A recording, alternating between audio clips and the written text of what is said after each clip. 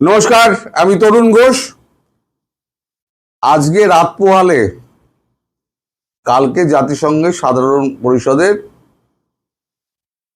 নির্বাচন। অ্যান্তনিও গুতেরেসের জায়গায় কে বসবেন? বাংলাদেশের প্রতিনিধি নাকি সাইপ্রাসের প্রতিনিধি? এ নিয়ে ভোটাভুটি। আজকে আমাদের যখন মাঝরাত হবে, ভোর রাত, তখন এই ভোটাভুটি ওয়াশিংটন ডিসিতে এই ভোটাভুটি হবে।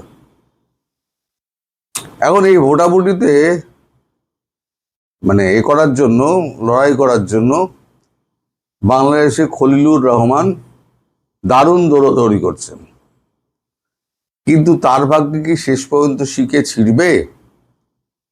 কারণ বাংলাদেশের পাশে কটা দেশ আছে আর ভারতের পাশে কটা দেশ আছে একবার দেখে নি। কারণ সাইপ্রাস হচ্ছে ভারতের বন্ধু, সাইপ্রাস আর আর্মেনিয়া, এই দুটো। আজারবাইজানের সঙ্গে এদের শত্রুতা, আমি ইতিহাসটা বলে দিই। আজারবাইজানের সঙ্গে এদের শত্রুতা, আজারবাইজান আবার তার্কির বন্ধু, যার জন্য ভারত সাইপ্রাসকে এবং আর্মেনিয়াকে প্রচুর S-400 দিয়ে রেখে দিয়েছে এবং প্রচুর অগ্নি মিসাইল দিয়ে রেখে দিয়েছে। শক্তি, অগ্নি, প্রেক্ষণ, নানান রকম পাল্লার মিসাইল দিয়ে রেখে দিয়েছে। এই যে সুদূর সাইপ্রাসে গিয়ে প্রায় এক সপ্তাহ এত ব্যস্ত মানুষ কাটিয়ে দিলেন, এর মধ্যে তিনি কি কি করেছেন আগে সেটা দেখে নিন। ইউরোপিয়ান ইউনিয়নের সমস্ত বিদেশ মন্ত্রীর সঙ্গে উনি ওখানে বৈঠক করেছেন, আপনারাও জানেন। আসলে গুটি চালাচালি হয়েছে। ইউরোপিয়ান ইউনিয়ন তো মাদার অফ অল ট্রেড বলেই দিয়েছে, কিছু বাকি নেই, সব কিছু ভারতবর্ষের থেকে ওরা নেবে এবং ভারতবর্ষকে সমস্ত টেকনোলজি ওরা দেবে, ট্রান্সফার অফ টেকনোলজির মাধ্যমে। এদিকে আছে ব্রিটেন ভারতের পক্ষে, এবং ল্যাটিন আমেরিকার দেশগুলো, সে পাপুয়াগিরি থেকে ব্রাজিল পর্যন্ত ধরুন, সব ভারতবর্ষের প্রধানমন্ত্রী মোদিজি ঘুরেছেন এবং এই কদিনের মধ্যে ছোট ছোট ট্যুর করে জয়শঙ্করজি ঘুরে কথাবার্তা বলে এসছেন এই সাধারণ পরিষদের নির্বাচন নিয়ে। এদিকে আপনি 6টা OIC কান্ট্রি দেখুন, তার মধ্যে দুবাই, সংযুক্ত আরব আমিরশাহী, কাতার, এই তিনটেই কিন্তু ভারতের পক্ষে। রইল গিয়ে বাহারিন টাহারিন যেগুলো রইল, সুদান ফুদান, এই সমস্ত যেগুলো আছে সেগুলো হচ্ছে কিছু মুসলিম কান্ট্রি, সেগুলো হচ্ছে বাংলাদেশের পক্ষে। ফলে ভোটাভুটি যখন হবে, জয়শঙ্করজি যা গুটি সাজিয়েছেন, আজকে উনি রাত্রিবেলায়, কালকে রাত্রিবেলায় উনি ওয়াশিংটনের উদ্দেশ্যে রওনা হয়ে গিয়েছেন, আজকে ভোরবেলা পৌঁছেও গিয়েছেন। ভোটাভুটি যখন হবে তখন কিন্তু বাংলাদেশে খলিলুর রহমানের জেতার সম্ভাবনা বেশ কঠিন। জিতবেন না এমন কথা কিন্তু আমি বলবো না, কারণ ভোটাভুটিতে শেষ দিকে নানান অঙ্ক কাজ করে।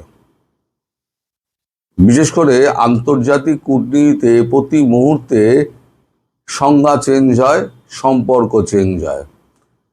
ফলে শেষ মুহূর্তে কি হবে তা বলা যদিও মুশকিল, কিন্তু ভারতের পক্ষে কিন্তু পাল্লা ভারী।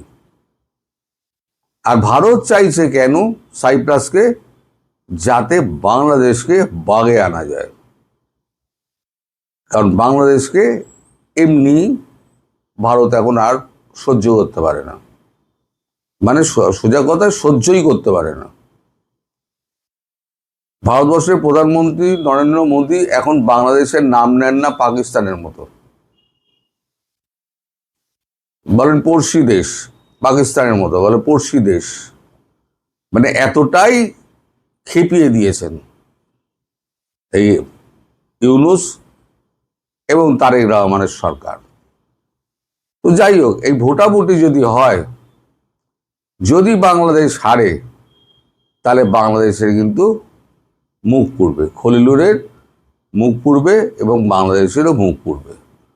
সেক্ষেত্রে সাইপ্রাস যদি জয়ী হয়, সাইপ্রাসের যদি প্রতিনিধি জয়ী হয়, তাহলে ভারতবর্ষের খুঁটি আরো জোরালো হবে। বাকি রইল আমাদের আমেরিকা, ডোনাল্ড ট্রাম্প। ডোনাল্ড ট্রাম্পের এখন যা অবস্থা, তিনি কোন দিকে যাবেন, তিনি সকালে এক কথা বলেন, বিকেলে এক কথা বলেন। আমি এক সময় বলেছিলাম তার স্মৃতি ধ্বংস হয়েছে, তিনি এখন আর কিছু মনে রাখতে পারেন না। আমাদের খবরের কাগজে আজকে একটা রিপোর্ট বেরিয়েছে, কারণ এর দ্বিতীয় ভাগে আমি আসবো একটা প্রশ্ন নিয়ে, যেটা বাংলাদেশ সম্পর্কিত, বাংলাদেশের মানুষই উত্তর দেবেন যদি উত্তর তাদের জানা থাকে। আমি সেটাই আসছি এর পরেরটায়। আমাদের কাগজে একটা রিপোর্ট বেরিয়েছে, রিপোর্টটা হচ্ছে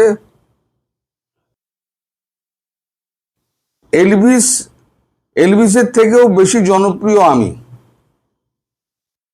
ডোনাল্ড ট্রাম্প বলছেন।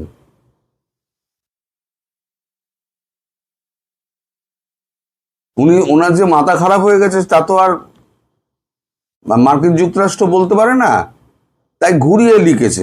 কি লিখেছে? রক গানের রাজার থেকেও তার জনপ্রিয়তা অনেক বেশি, দাবি করলেন ডোনাল্ড ট্রাম্প।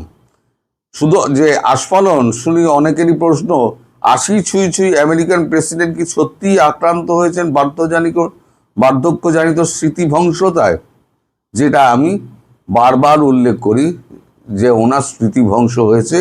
উনি রাত্রিরে কি বলেন, সকালবেলা ঘুম থেকে উঠে তার মনে থাকে না, তিনি একটা করে টুইট করে দেন। সেটাই প্রশ্ন উঠেছে। আমেরিকার স্বাধীনতার ২৫০ বছর পূর্তি উপলক্ষে ফ্রিডম 250 কনসার্ট সিরিজ থেকে কয়েকজন শিল্পী সরে দাঁড়িয়েছেন। তারা জানিয়েছেন এই অনুষ্ঠানটি যে বিশেষ দলে মানে রিপাবলিকান পার্টির ছত্রছায়ায়, তারা প্রথমে জানতে পারেননি, তাই তাদের এই সিদ্ধান্ত। এই কথা শুনে ক্ষেপে গিয়ে তাদেরকে তৃতীয় শ্রেণীর শিল্পী বলে কটাক্ষ করেন ডোনাল্ড ট্রাম্প। একই সঙ্গে তার প্রয়োজনের শিল্পীর জায়গায় তিনি নিজেই নেমে পড়তে পারেন, কারণ তিনি একজন তারকা। তিনি রক তারকার এলভিস প্রেসলির সোনালী সময়ের জনপ্রিয়তাকে ছাপিয়ে যাবেন। নিজের সম্পর্কে যদি তার মূল্যায়ন হয়, তার ওষুধ কি বলছে? তার ওষুধ বলছে এইখানে, ট্রাম্প সুস্থই, তবে কমাতে হবে ওজন। দাবি করছে ট্রাম্প সুস্থই, কিন্তু ওজন কমাতে হবে। তার মানে তার স্মৃতিভ্রংশ হয়নি, সেটা মানে স্বীকার করছে না, কিন্তু তার স্থূলতা হয়েছে। স্থূলতা কমালে কি স্মৃতিভ্রংশ, স্মৃতি ফিরে আছে? সারা পৃথিবীকে বোকা বানানোর চেষ্টা। ওই কারণে বললাম যে ট্রাম্প কি করবে সে তো ট্রাম্প জানেন। ট্রাম্পের ব্যাপারে তো কোনো কথাবার্তা বলা যায় না, ফলে ট্রাম্পকে বাদ দিয়েই এই ইকুয়েশনটা করা হয়েছে। এবার আসি আমার দ্বিতীয় ভাগের একটা প্রশ্ন। দ্বিতীয় ভাগের প্রশ্ন হচ্ছে এইটা, যে আপনাদের মুক্তিযুদ্ধ যখন 1971 সালে যখন মুক্তিযুদ্ধ হয়, তখন তো স্যারেন্ডার একটা হয়েছিল। অ্যাকসেশন অফ স্যারেন্ডারে কি লেখা আছে আপনারা দেখুন। আমি দিয়ে দিচ্ছি, আপনারা করে পজ করে বড় করে দেখে নেবেন। Pakistan eastern command agree to surrender all Pakistani arm forces in Bangladesh to Lieutenant General Jagdish Singh Arora, General Officer Commanding in Chief of Indian and Bangladesh Forces in Eastern Theatre. This surrender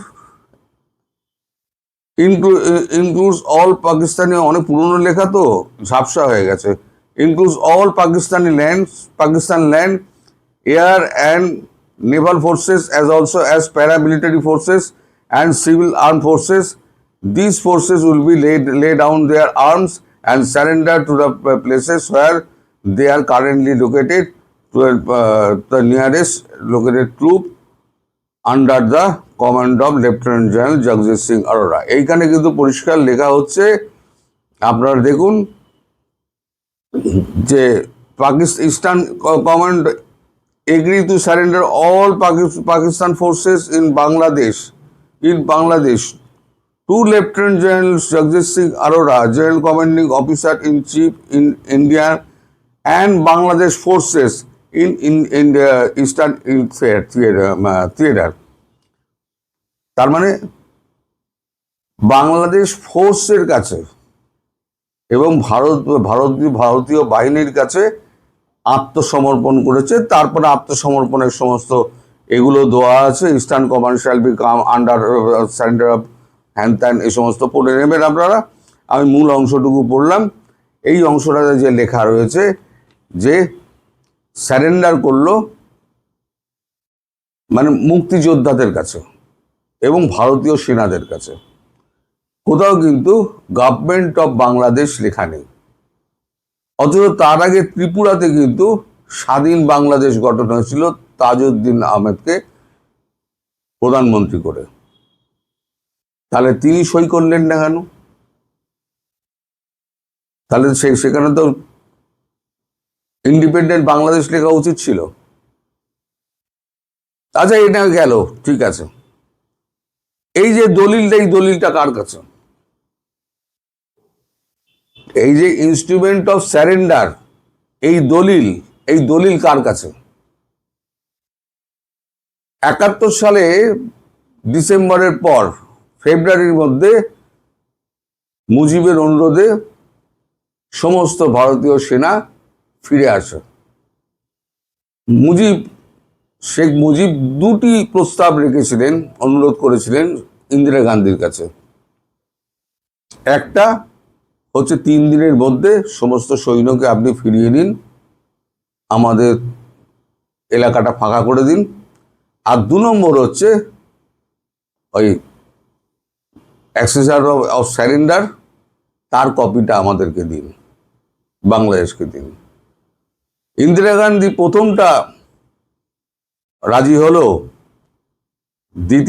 দ্বিতীয়টাতে আমাদের field marshal general Manek শ তিনি রাজি হননি।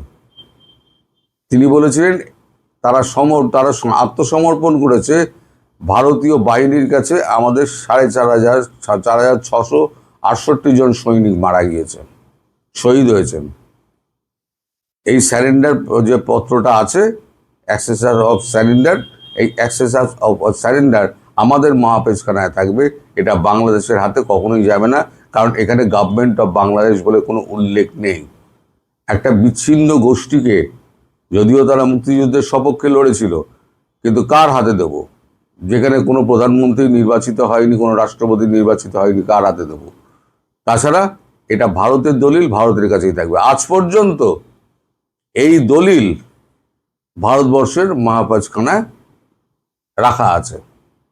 আবার আমার প্রশ্ন হলো বাংলাদেশের সরকার এবং বাংলাদেশবাসীর কাছে, যে আপনারা এই যে সার্বভৌম দেশ করে আপনারা চিৎকার চেঁচামেচি করেন দিন রাত,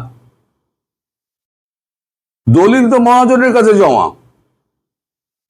আপনার দেশের যে দলিল সে তো মহাজনের কাছে জমা আছে। যদিও ভারতবর্ষ কোনোদিনই বাংলাদেশ দখল করতে যাবে না বা দাবি করতে যাবে না, কিন্তু এত বছর হয়ে গেল আপনাদের সরকারের পক্ষ থেকে এত সরকার এসছে, কত সরকার পরিবর্তন হয়েছে, কেউ একজনও কিন্তু এইটা নিয়ে, অ্যাক্সেশন অফ স্যারেন্ডার পেপারসটা নিয়ে, দলিলটা নিয়ে কিন্তু কেউ কোনো রকম কথা বলেননি। তাদের প্রয়োজনই বোধ হয়নি। আজকে ভারতবর্ষ যদি মনে করে কালকে এই বাংলাদেশ দাবি করব, তার সপক্ষ হচ্ছে এই যুক্তি, কেউ আর মানা করতে পারবে না। যদিও করবে না, মানা করতে পারবে না। সুতরাং আপনারা যে এই লাফালাফি করেন না, এই লাফালাফি করার আগে নিজেদের ইতিহাসটা ভালো করে ঘাঁটবেন। ইতিহাসটাই তো আপনাদের ভুলভাল পড়ানো হয়েছে। আপনারা নিজেরা কজন খবর রাখতেন যে অ্যাক্সেসার স্যারেন্ডারের কাগজ আপনাদের কাছে নেই? সেটা ভারতবর্ষের মহাপেজখানায় সযত্নে রক্ষিত আছে। আপনারা কেউ সে খবর রাখেন না। ভারতবর্ষের কাছে সযত্নে রাখা আছে, আর ভারতবর্ষ কোনোদিন সেটা দেবেও না। এই প্রশ্নের উত্তরটা আমায় যদি কমেন্টে আপনারা দিতে পারেন এবং সদুত্তর যদি দিতে পারেন, আমি আবার যখন লাইভে আসবো তখন আপনারা যদি আমায় প্রশ্ন করেন এবং উত্তর দিতে পারেন, আমি খুব খুশি হব। আপনারা সবাই ভালো থাকবেন, সুস্থ থাকবেন, সাবধানে থাকবেন। নমস্কার।